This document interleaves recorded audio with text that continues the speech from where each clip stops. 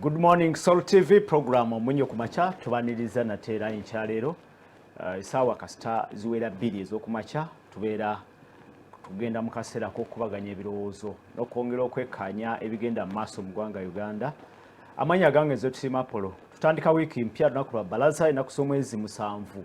omwezi ogwa Novemba omwaka 2022 tubakulisaayo mu weekend ababadde mu Thanksgiving service ya Salt Media at 8 ku Canaanland. Tubakulisayo mwenna mu ntegeko eyo basobodde okutukwatirako n'okutwebaza ku kye tusobodde okukola mu myaka 8 mwenna nammwe tubebaza tukiza eri gye muli nti mukuba nti mutukiririzaamu mutuwagira ndowooza kye kituusiza wano we tuli. Mbeera bwetyo yabadde wali ku House of Prayer Ministries International naku lweggulo mwena mukulika eyo yoga Salt Media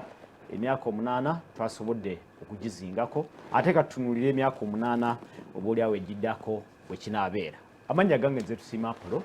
kabeera kaseera kakutula ku nsonga z'ebyobufuzi n'enkulakulana naye weekend weggwereddeko nga ensonga y'Ebola eriko ekipya. His Excellency the President yavaayo nga tuwunzika wiiki eyo yennyini n'ategeeza ensi nti omugalo tegugenda kubeerawo ogwa Ebola.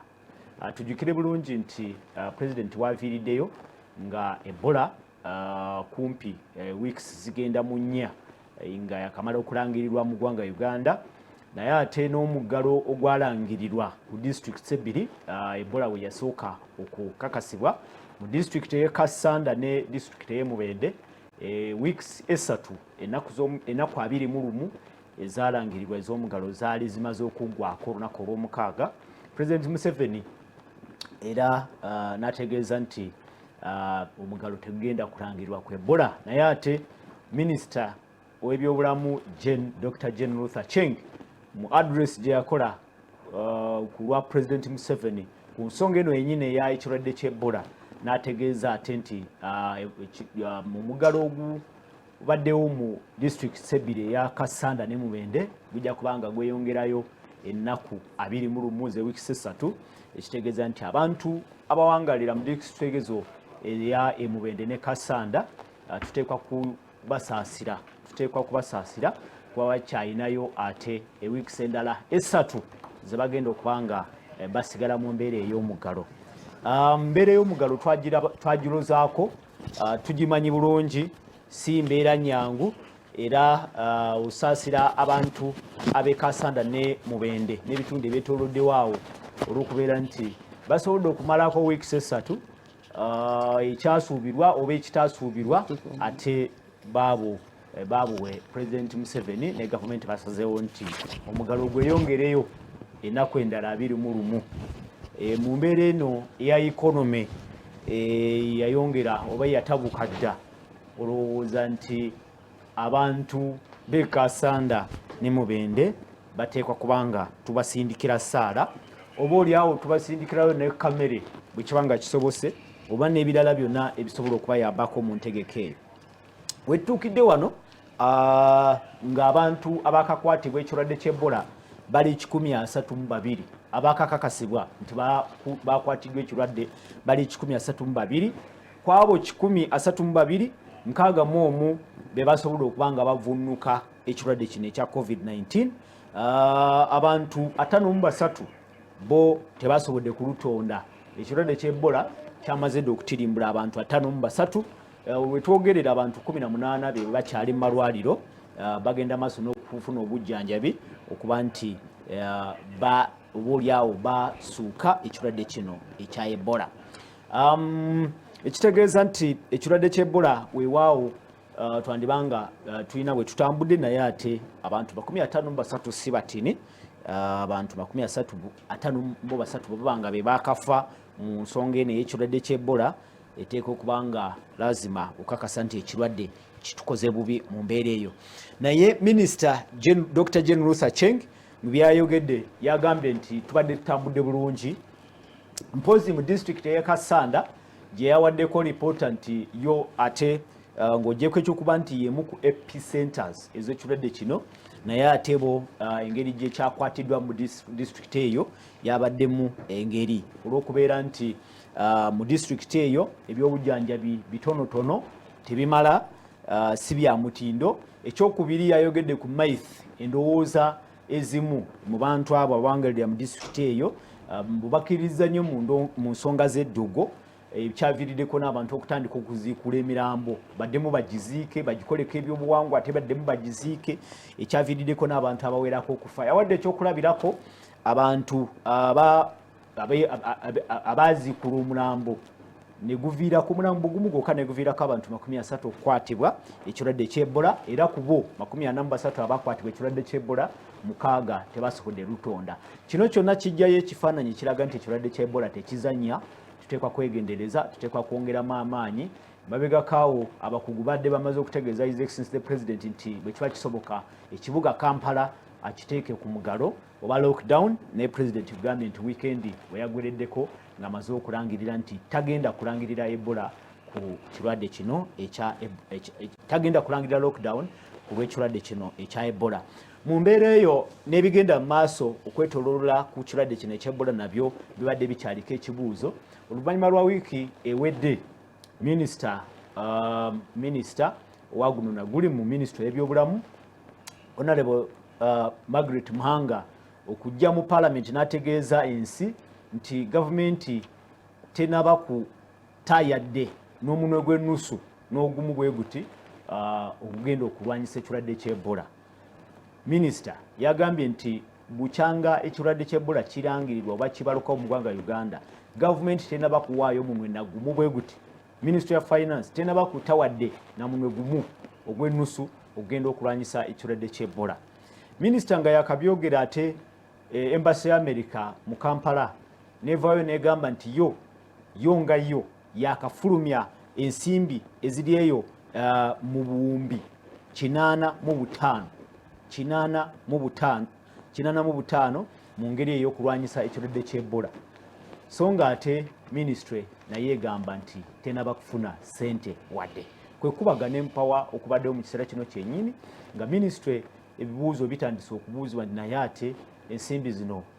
kate ne bajeti yaabwe gye badde bawaddeyo ey'okulwanyisa ekirwadde ekya Ebola naye eggwa mu lwenje ey'obuwumbi 75 awo obutawera ne zino US Embassy zeyagambye nti yasobodde okubanga eteeka mu kulwanyisa Ebola. So ebibuuzo bye biriwo kati nti ani omutuufu, ani alimba, bwe banga zaafulumizibwa ziriwa. Omwogezi wa ministry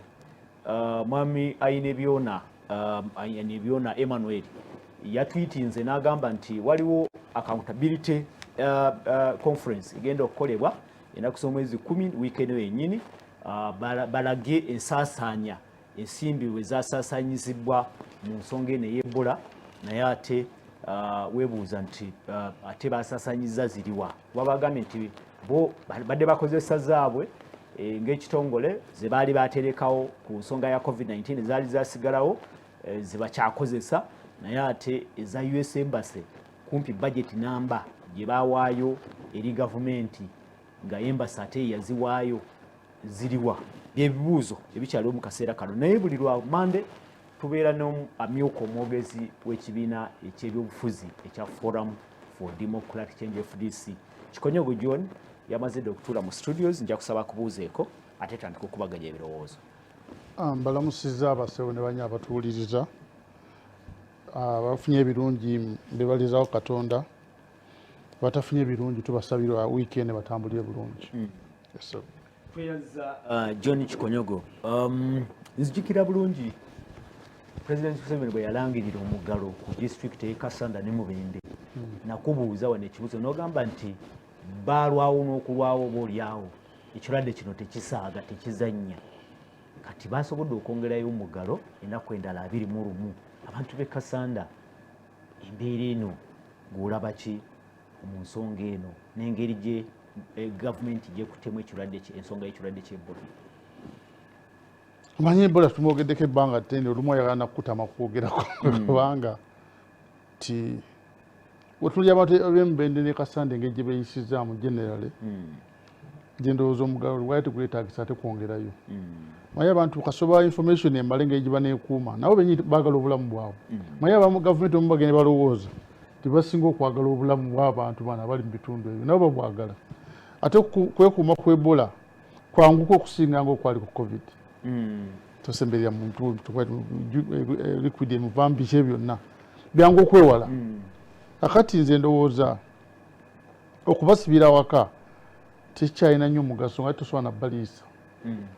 oyongera kulumya abantu abaana bonna bakoze ebigezo nga balina stress ezo district kati ozikondemiza okufuna grades eza wansi naki naye kati sisuubira nti abaire kyetaagisa okwongerayo era kyetaagisa kubuulya buwulizi bantu timukole bwe muti mukole bwe muti ono erubaga waffe waliwo keesi obanga mukaaga mu lubaga naye minisitule erina okutunuulira keesi ezo zeeyongeddeko mmeka mu wiiki emu ziba tezeyongedde ku dyafu lya containable awo otandika okutunuulira abo bokka bokka n'oggula n'eggwanga naye bano ng'obataddeko amaanyi bitakikubalondoola kikyali kyetaagisa kyokka naku abiri mu olumuzaalizi bamala okunoonyereza abantu bonna kontakisi zonna zonna ne baziteeka abantu wamu abalala ne bagenda bakola ebyabwe kati ze ndowooza batandise okulumya bulumya batandise okulumya nga lwe batusira emyaka ebiri omwaka ogumu gwali gutuma lutusiba ku covid ne batwongera omwaka mulamba baana ne bafiirwa ne tutandika okukaaba ne tugenda Guinness Book of Records ensi eyakasinga okusiba abaana babe ne batasoma for 2 years kakati mu nsi yonna ffe twasinga kakati nze ndowooza abantu abakola ebintu bino abawa amagezi naki batuse ku kiseera kakati baliyanga bali mu guess method yes n'ekirala sagala gamba nti bakala kufunamu ssente kuba sirina bwino naye ndowooza nti oli ayinza n'okukemebwa nakirowooza kubanga gwe kati balina okusaawa eno osiba baaki kati nga Mubende district kesi kumbi zikendedde wakiri kwandiga eti Kasanda kati gwe Mubende nkutadde naye bwe zineeyongerako mu wiiki nga 2 nkumonitalinga wiiki 2 weefunayo abantu nga banazi yamu nenkusiba kati gwe Kasanda akoze obulagajjavu gwe nkyakusibyeyo naku wiiki 2 it would have been understandable naye kati Mubende okyasiba yaki beekuumye obulwadde tebweyongedde according to you ebola ayinza okusaasaana niwandaba ne babeera n'ekikumi ne beekuumye nawo what reason do you give mu kaseera kano nga economy eyongedde ate okutabuka economy ate etuuse ne ku gavumenti kwennyini tona bewulira bwana Kikonyogo ne gavumenti nayo kati ensimbi zijje ku byampi kati erimba mandelera endabo yeewolamu ssente akati ebina disadvantage eriwo kufa abamu nti tudda nnyo ne tulowooza eby'omu maaso nobanga ekintu kyolowooza emyaka nga 5 emabega 10 kigwawo kakati ng'okirebedda nga bwekirowooza nga bwe kiri it's so painful nti okumanya kibi mu Uganda today tiri gyobeerawo ng'oli ignorant tolina kyomanyi ekijja nekikutomera awo kiba tekikutomedde n'okola kati bwolaba ekijja weeraliikirira ekinajjasingako nga tomanyi ku ssaawa eno mu Uganda okumanya kiri very dangerous notegera kino kijja kwononeka bwe kiti kino kivuemu bwe kiti ninga ngeri gy'okibala yennyini mwabiraba emyaka egyemabegako eyo mwabiraba bino ebiriwo mu kiseera kino kyennyini ebisinga obungi twali predict nti bijja kubaawo ngeri gyekukwatamu ebintu byaffe ekonomi ogiraba mu covid yagyonoona mu nsi yonna kati ate gwe tokkiriza nti yo nayo yayonooneka okyejalabyanga wali weejalabya wali mu covid batugamba basazeewo trips zonna zonna bazisazeeko byani babikoze eki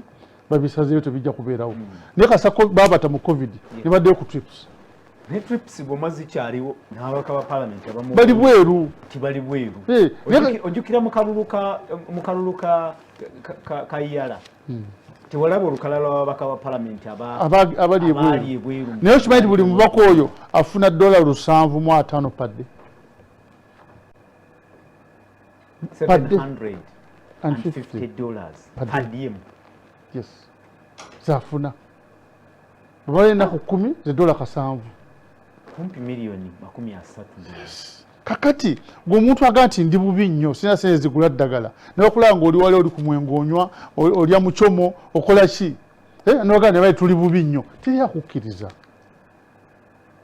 bw'owulira nti gavumenti tenaba kussa wadde n'ekikumi mu kulwanyisa ebola otegeera kyawo kyekindi ekyokuba nti gavumenti ensimbi kati gw'osiba banno n'ebisobola okulwanyisa obulwadde tobirina oli ku Katonda naye gw'osaba. What type of nonsense is this?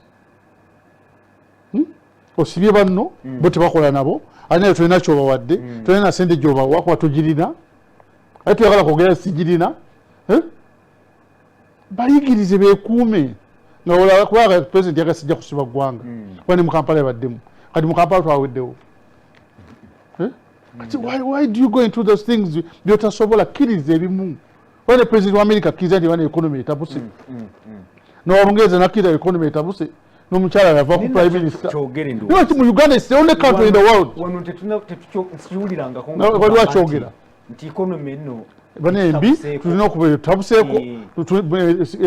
ensonga eno n'eno n'eno ne mu covid twekangabiriza wano tuli bulungi tufe tusigadde nga tuli bulungi. Omanyi enkola yetooka sente zeegula sente nyingi genda mitwalo ndowooza ena 65 meka kakati nuli yali egula 2,000 kati eri ku mitwalo 5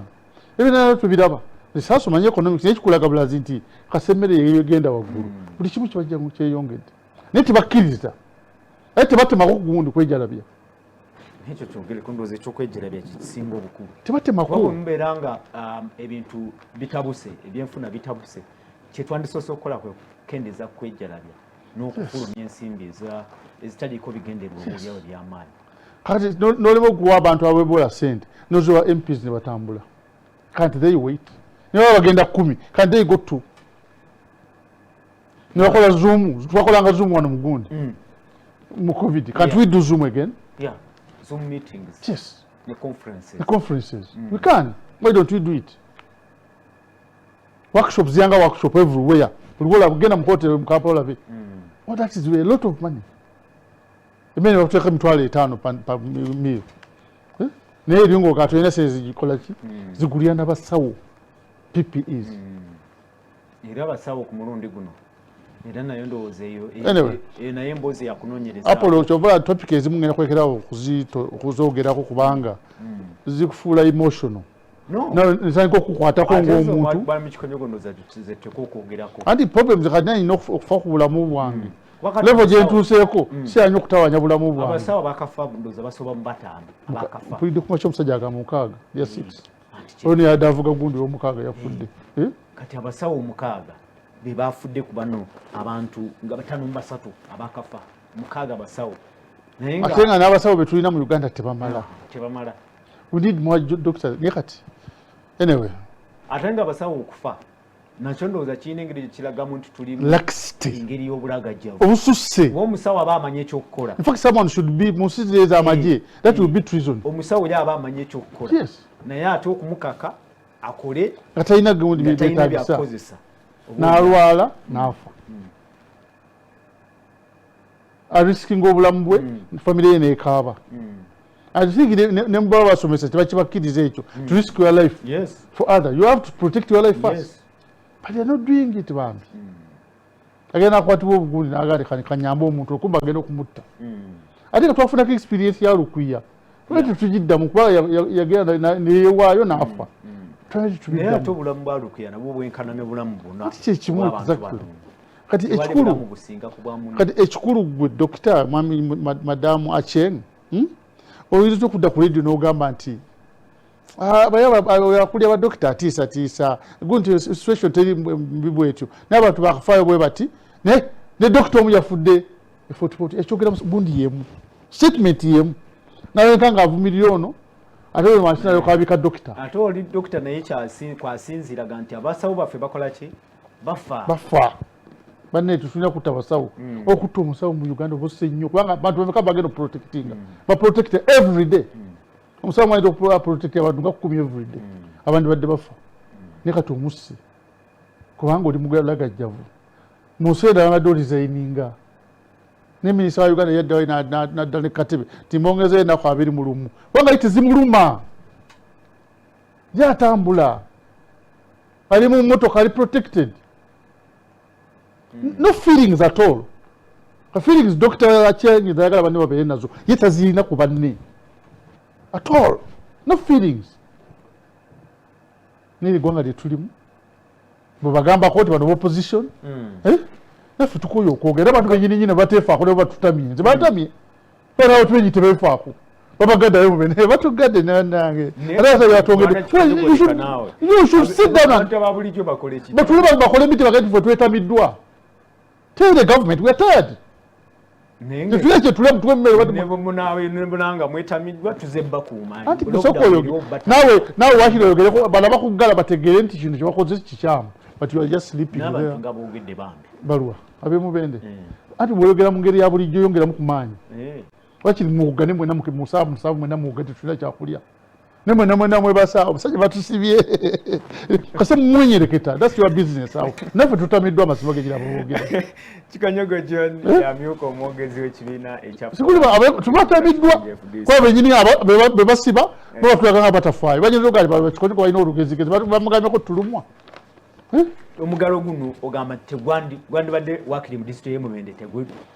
lwaki batadde mubende kubanga beekuumye bulungi you give them marks ogamba tubatadde naye tumumonitaringa mu wiiki 2 otulira kesi endala nga 3 tujja kuddamu tubasibe nogamba bano abegundi bekasanda timambadde nomulagajjavu mwagezi muzikulu musomere mukwatako musoke mutusigayo ku gundi wiiki 2 bwe mukikola obulungi wiiki ero tabayo omuntu n'omu tujja basumulani 1 week ekyokuba nti tebanakustawa tayadde n'omunwe gw'ennusu kyokyogeddeko ki mbadde no sikimanyi gwokimbulidde kwanze minisita yakyogeredde kenyini mu parliament honorable Margaret Muhanga nti gavumenti n'olwaleero tenaba kutayadde n'omunwe gw'ennusu tulina buyambi kuva bweru ezibatambuza ze zaali zasigalawo ku kiseera kya covid-19 minisitule kyakozesaako entonotono mpozi ne embassy ya America yakateekamu buwumbi 45 kakati minisita wayogerera bwekyo olwo abantu bitongole nga 2 byandibadde oteka nobikwata omutwe kalamujja birime kusaba abantu banafuna emmere ey'obwereere palamenti ekkiriza otya okusiba disitulikiti enamba ne balina ku 21 nga tekwadde tulwanye okulaba tufuna ssente eziyamba abantu okuva mu lockdown yes mulimu gwayo okuteeka ssente mu bintu ebyo they have done nothing kakati tutunula butunuzi bwemwa blaminga munne parliament is also responsible here parliament yali eganye ensimbi zifulume zigende zikoleko ebola minister of finance impose yosobola okukola ki kuba yagambye nti bakagenda eri minister of finance enfunda eziwera naye nga tewali kavaayo kati jo bakewola ssente bakkiriza okwewola ssente oyinza okuwola ssente ezigenda okukola enguudo nga waliwo ebola ate abantu do you have any sense ne supplementary yayita atwogera mazima oyinza okugenda wewola ssente ziweza infrastructure zaki nga waliwo abantu abafa muyinza okugenda ti katugende tugula ennyama waka ng'omwana omulwadde omusujja gumutta nga yeetagera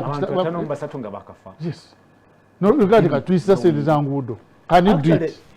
ebola tugitunulira ku bantu abakafa naye waliwo ekifaananyi ekinene ekigazi ekyebola nti ebola kati abantu n'abalambuzi benyini Uganda tebakyajja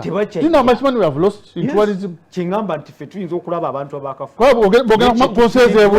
amawulire gaflashing everywhere there's ebola in Uganda do you know how much money we have lost n'ensi ezimu mbu tezikyakiriza bannayuganda okukola ki era bamala bashaking kumalaga tokyasobola kufuna visa bwotyo ng'ova naye wano carelessly batwalanga ekyokuzanya ate abo basibye the whole country is in problems tukyalina foreign exchange ajja mu tourism naye newembeerazi sinza kulisinga genda mu nsi nga mulimu ebola ebola engeri gyatta abantu mu West Africa nfu tunoonya ssente ez'okwewola naye ate eno erudda tuzitte zaalibadde zijja wakisooka wobewe bano bawone mu wiiki 2 abalambuzi bajje bajja nakuwone ku ssente ziba zijja buzibutereevu nabadde bakola bonna kati mu tourism baluzinga ssente people had booked kati basazaamu you have to refund their money do you know now you are making Ugandans poorer but you don't want to spend money just a small money sina nyingi nnyo very little money you can suspend noga suspending oluguudo tu suspend mwaka mulamba tujja dukola tunukola nsia kama budget ejja ne tu sabaloni zizokuzimba bakera ni batawanya life yaffe nobango okedde ku machango li disturbed olwokuba abantu ate n'abantu baffe benyi bakuluma bonna batula butuzi bwe bati mwene muwogera ne mbanga mwe babi banga futulabikanga gufa muntu afulwa ndi basajja kugabi tekagaliza government yaffe ne bolwanirira Soul TV program omunyo kumacha osobola kati omuntu wemubendo wakite muntu wana discuss baina MPs ng'oyita oyo mukwano gwe Kabanda ali not emu mukaga not mwenda mwenda dot mukaga sindika obubaka obuwandiike tukuba simu eyo ojja giraba ku TV yo 07 not emu mukaga not mwenda mwenda not mukaga tuwe endowoozayo olaba ki mu ntegeka eno twogedde ku nkwata eya gavumenti engeri gyekutemu ekirwadde kino ekya ebola ekigenda maaso n'okwediisa enkuuli mpoza ate twogedde ne ku nsonga ya accountability nti ebibuuzo kati ate bitandise ebyo twalaba mu kiseera kya covid-19 tetumanyi naye biringa ebyefaananyirizamuko ku kyetulaba mu kaseera kano gavumenti tenaba kuta okusinziira ku minisita tenaba kuta wadde omunwe gw'ennusu okugenda eri ekirwadde ky'ebola naye abantu bo bafudde 53 be bakafa mpoza ate ga embassy ya America yegamba nti yakafulumya obuwumbi 45 mu nsonga eno ey'ebola ate yo ministry naye yegamba nti ate tenaziraba zino eza embassy kati byonna bikusobera waliwo yasindika kagundi ku Twitter akalinga akokusaagirira naga nti n'ebola nayo weeri oba ebola waali naye ate okubanga bigisobedde ngaali confused ku bino ebigenda mu maaso bwana Kikonyogo ndowooza obadde ayina tukyali ku ebyo ebola ava Zaire ebola ava Sudan Zaire ku ssaawa n'abantu bayingira nga bwe baagala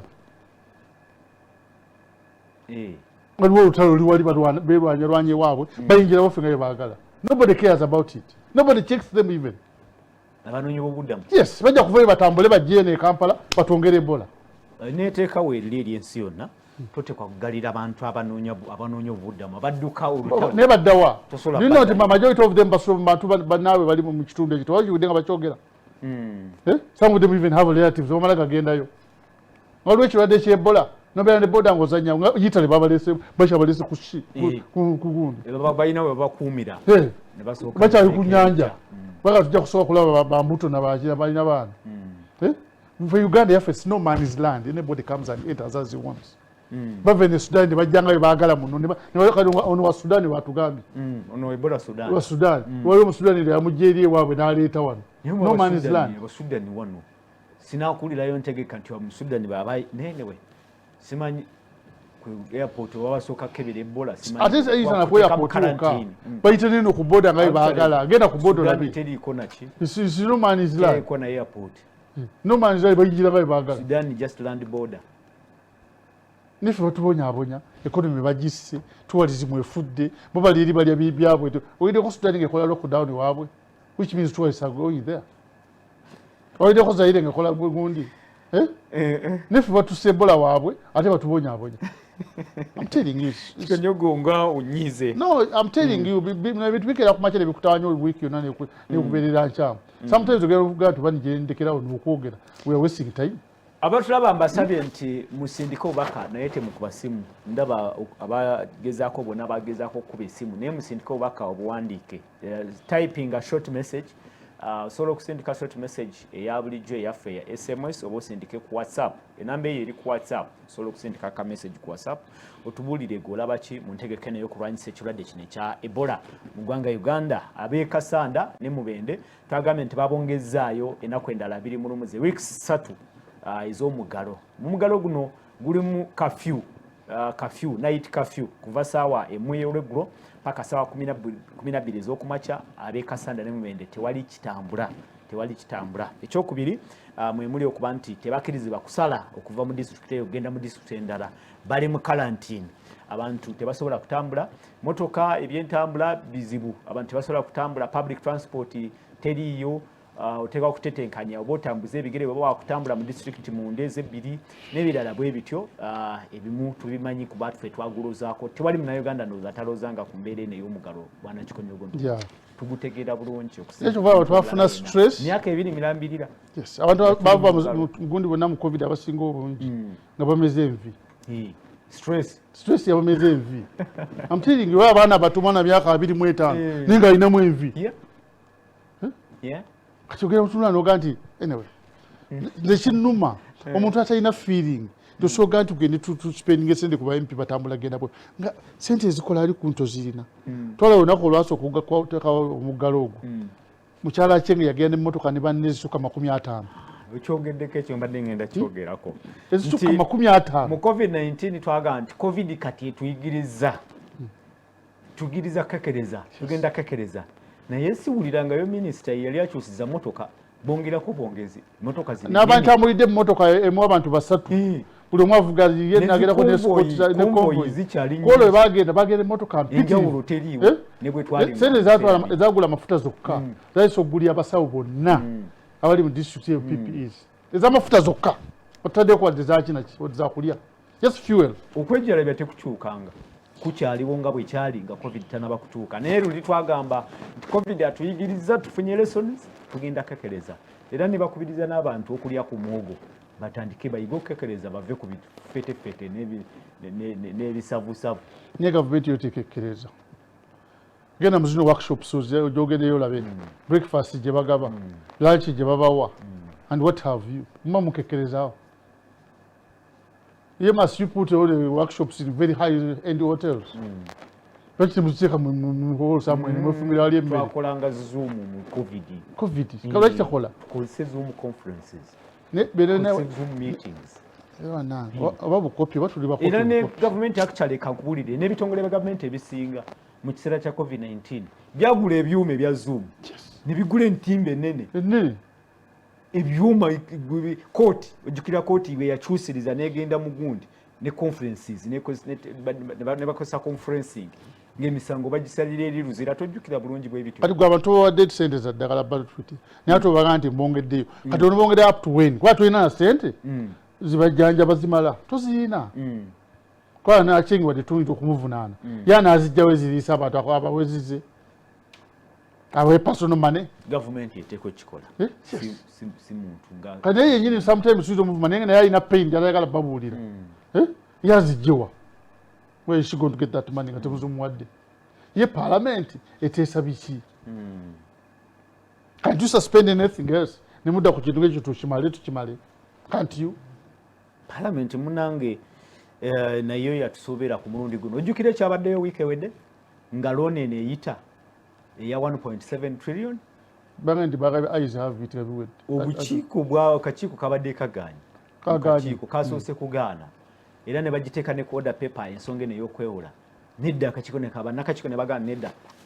tukyalina bibuuzo ebikyayetololera ku looni eno twagala tumanye looni eno ngeri expensive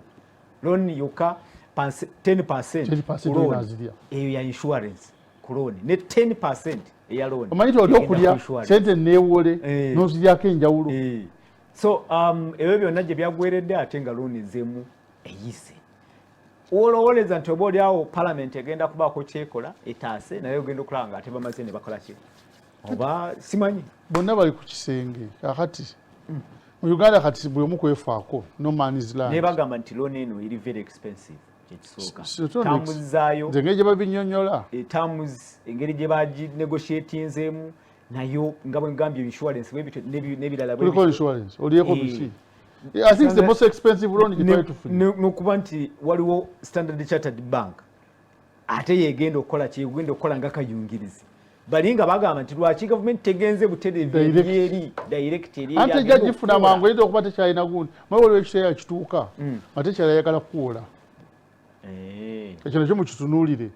nga olina kuyita muntu mulala akwewole naye waliako 10% naye tomunenya kuba naye risking ogenda okuconvincingira eri second banga nti looni eno atugambye nti bwe tulema okusasula balina ebintu balina okukwata eriko okukwata for the first time twasayinze something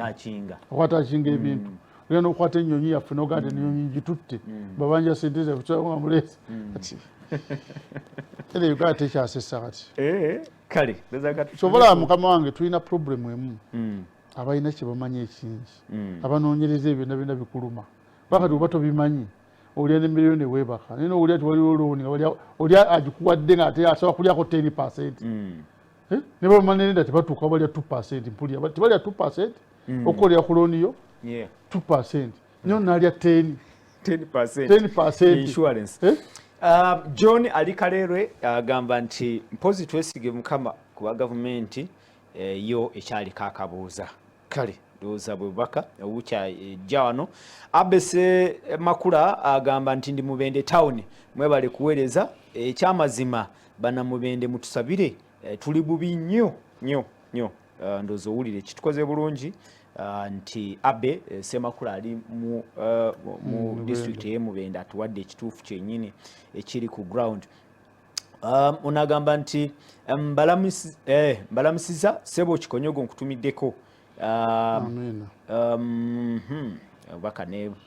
awandiise bingiko abazungu ago abazungu bagakolera ensi ezo eza wansi teri banoonyi babuddamu. Amerika beetika ku nnyonyi kubawonya ntalo nga ebatwala waabwe. Anyway, ndowooza obubaka bwebwo. Bwana Kikonyogo tutunule kubaka tuwunzike. Gavumenti teyagala abantu baayo bafune ssente ekyeva bawulira bulungi nga tuli mu lockdown. Tusaba mmere ono Junior, nze Junior ali Lubirizi. Ndowooza gwe mulanga guli nti abantu babawe ku mmere abali mu lockdown. The government should increase health workers and materials in Mubende and Kasanda instead of the 21 days. Ekyo kyonno nakyo ndowooza mulimu ensonga Bwana Kikonyogo. Gavumenti mu kifo ky'okulangirira ennaku endala 21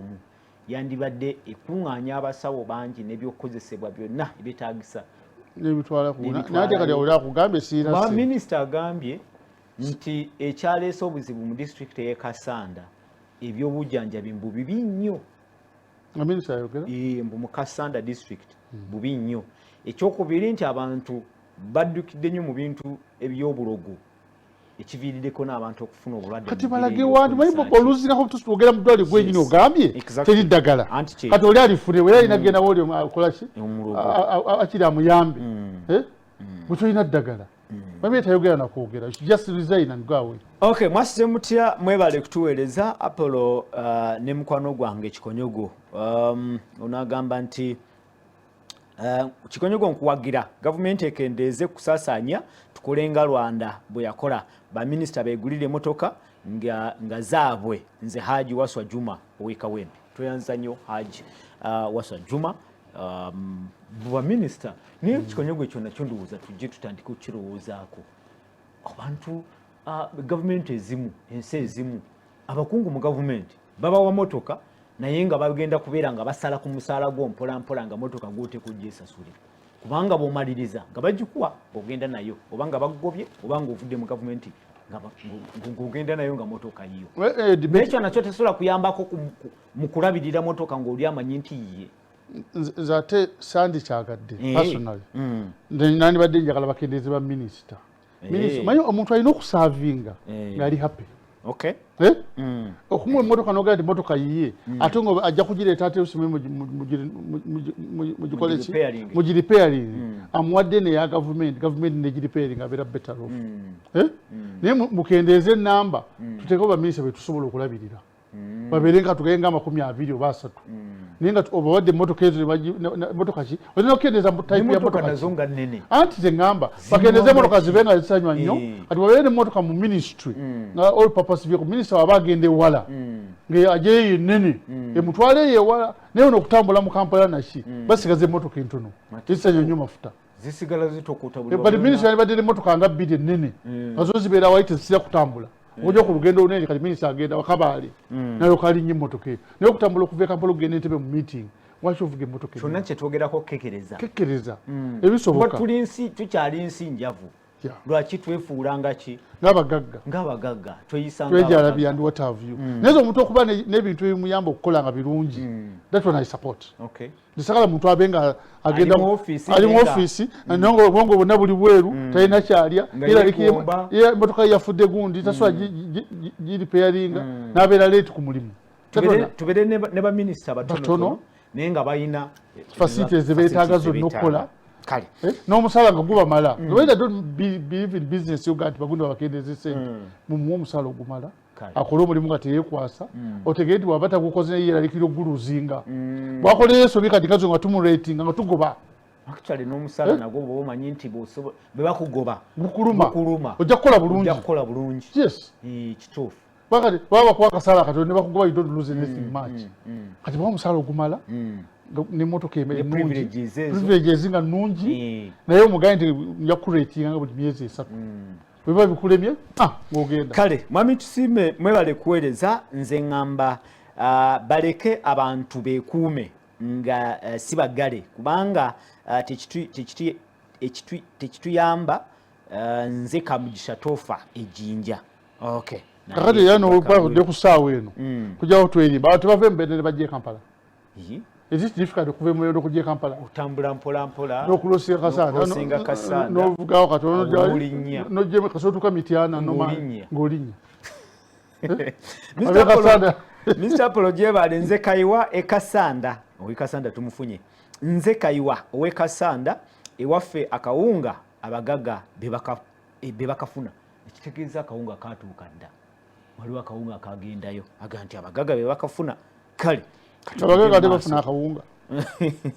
kati gende mu maaso tulabe wabale kutuweereza amanya nze Kanaakulira Christopher ndi wano e Katende Mpigi nze mbuuza nti sente ezakuŋŋaanyizibwa mu covid zalagawa kubanga mbadde manyi nti bazimba health facilities Uganda eswaza bazimba health facilities ayogera ku sente ezakuŋŋaanyizibwa ndowooza audit eyo nayo yayitira awo ojjukira akakiiko akakulirwanga katuntu akali akokunoonyereza ku nsimbi eza covid ayitira awo nebikazula sibimanyi kale ndowooza katunzike bwana kikonyegedde kiika tusigazaayo nga nnya zokka obaka buuno n'abalala babano mwebale kuweereza basebo nze Kisaache okuva e Masindi. Uganda tulina sente ezimala okulabirira abantu baffe naye omululu mungi olaba n'emmere gye basindikayo juuzi abakulembeze bagibba. Owulira omululu ndowooza omulugube gwenyini gwe gutuleetedde ebizibu byonna abantu bogedde bulungi balamusizza sina mululu gwokka ko omuntu okubeera n'omululu kalekaleko okusinga natalina feelings ku balala naye butabeera na feeling naye waliwo ekikireeta kuba gwe bw'otabeera na feeling kubanga waliwo okwagala okulya ekinene olya nti ennyama ojagala naye olumu okkuta ennyama yo ogikkuta naye waliwo alina feeling n'ennyama newe beefiseewo wakiri agiteekawo alina agisibira mu sitoowa kayirevo gye twatukawo mu Uganda muno naabanga mulwadde tolina na feelings ogati katugere tukole oluguudo ng'olyafa obutalumirirwa olwo bwe businga okuleeta mutawana mu Uganda today but they don't have an excuse under the sun obutalabirira abadokita baabwe they don't have excuse okutraininga dokita muzibu nnyo acenga akimanyi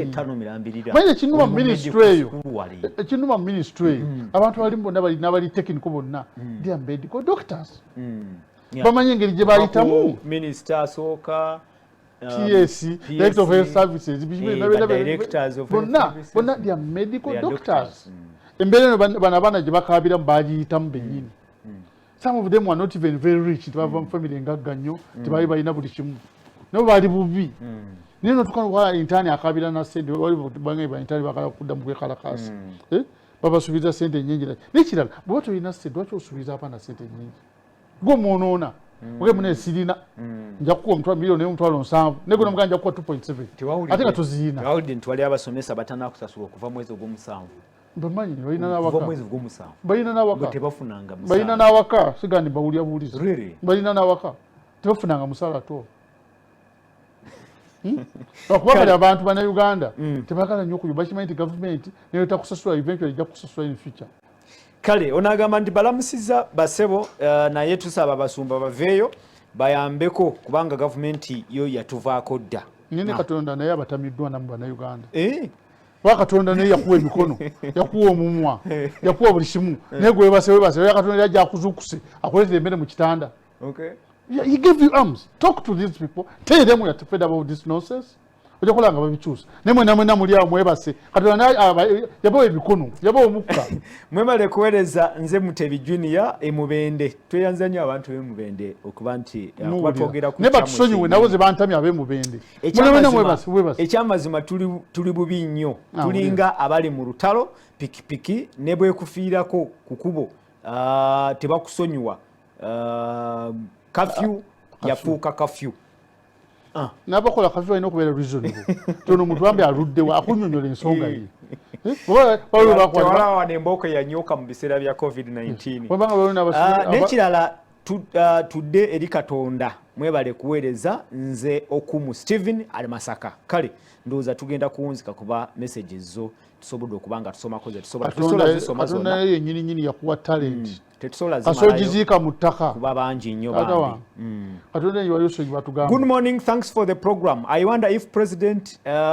is not appointing people like why is President Museveni is not appointing people like Konyogo in big seats like ministers or other days is lockdown people help us. I'm Richard.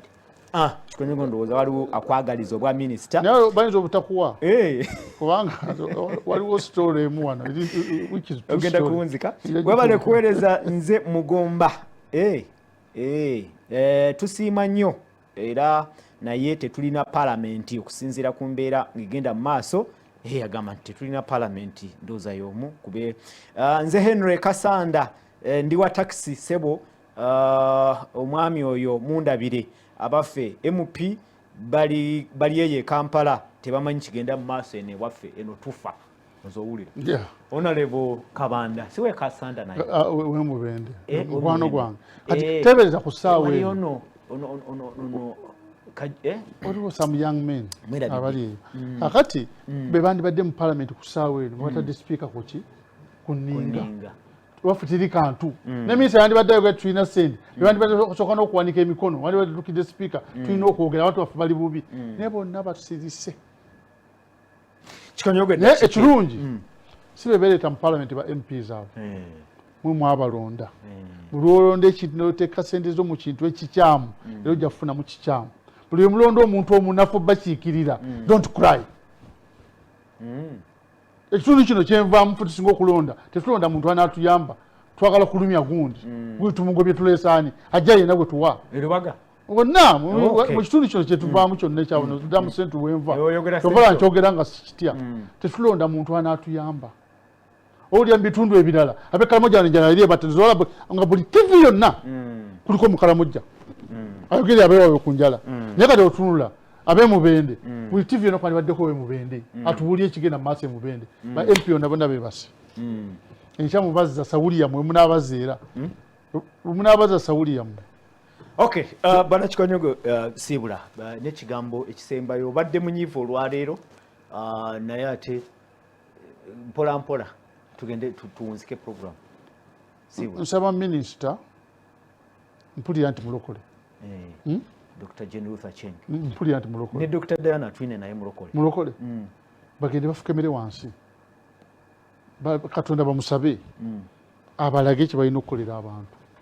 kyokka kye mbasaba bwe kibanga kino kituufu kye balina okukolera abantu bababonyabonya bwe bati bagende mu maaso bwe kibanga ddala Katonda si yabalagira abantu bano bababonyebonye bakole ekituufu only that ne parliament nayo yennyini nyini tolekera badeni ba minisita bo ne bakaaba ne banga parliament etali ya Uganda buli omu nga ava mu nsi yanjawulo abandi badde bakwatagana okusolvika kintu kino tebakikola ne ba MP b'ebitundu bino ab'Ekasanda ne Mubende bandi badde balina kati tiimu Kasanda yekabuye mvubuka bangi baliyanga bataano babameka n'abakazi bano mukyala n'abagabe ne balala abo sibo b'Ekasanda abo kale bonna bandi badde bali kitole kakati nga balwanira kyewaabwe naye ab'Ekalamoja did a good job buli TV nga bagigendako ndiye bano bakola kale Alexol TV program omunyo ku macha enkyalero bwetu bwetambudde tujja kubanga tukomawo lunaku olw'enkya tukwebaza olw'okuba nti obadde naffe abasindisa obubaka mwena tubebaza mwebale kubeera ekitundu ku programu eno amanya gange nze Prince Apollo nebaza John Kikonyogo nammwe abali nabo badde mu production mwenna musibe bulungi mwekuume mweramu